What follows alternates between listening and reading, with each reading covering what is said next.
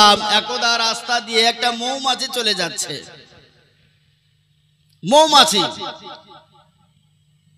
তো নবী পাক সাল্লাল্লাহু তাআলা আলাইহি ওয়াসাল্লামের সঙ্গে তার দেখা হলো।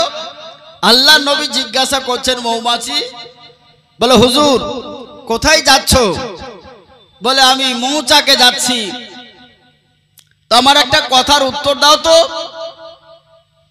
আল্লাহর হাবিব সাল্লাল্লাহু তাআলা সাল্লাম জিজ্ঞাসা করলেন যে তোমরা বিভিন্ন ফল থেকে রস সংগ্রহ করে মৌচাকে নিয়ে যাও।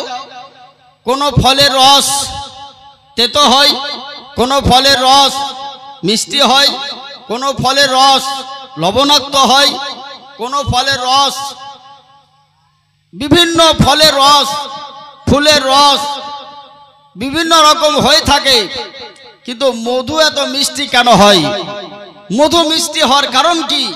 মৌমাছি সেই দিন আমার আকা নামদার মাদানী কে তাজদার পয়গম্বর আজম রসুলে পাক সাল্লাল্লাহু তাআলা আলাইহি ওয়াসাল্লামকে বলেছিলেন, ইয়া রাসূলুল্লাহ ইয়া হাবিবাল্লাহ, আজকে বিভিন্ন ফল থেকে ফুল থেকে আমরা রস সংগ্রহ করি, কিন্তু এটা নিয়ে গিয়ে যেখান থেকে রসটা আমরা সংগ্রহ করি ওইখান থেকে মৌচাক পর্যন্ত যেতে যেতে এই রাস্তাতে মুখে রস নিয়ে আপনার প্রতি আমরা দুরূদ শরীফ পাঠ করতে থাকি। একবার জোরে বলেন, দুরূদ শরীফ পাঠ করতে থাকি।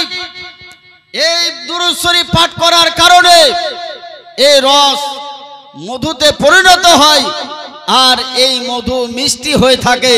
বোঝা এটা গেল যে দুরূদ শরীফ পড়ার কারণে মৌচাকে যখন মধু বিভিন্ন ফল থেকে ফুল থেকে রস সংগ্রহ করে যে নবীর প্রতি দুরূদ পাঠ করতে করতে আপন মৌচাকে গিয়ে বসে গিয়ে দুরূদ পাঠ করার ওসিলাতে তার বদৌলতে যদি আপনার মধু মিষ্টি হতে পারে, কোন ব্যক্তি যদি নবীর প্রতি মোহাব্বত সহকারে ভালোবাসার সঙ্গে যদি নবীর প্রতি দুরূদ ও সালাম পাঠ করে থাকে, তার জীবন আপনার ধন্য হবে কি হবে না?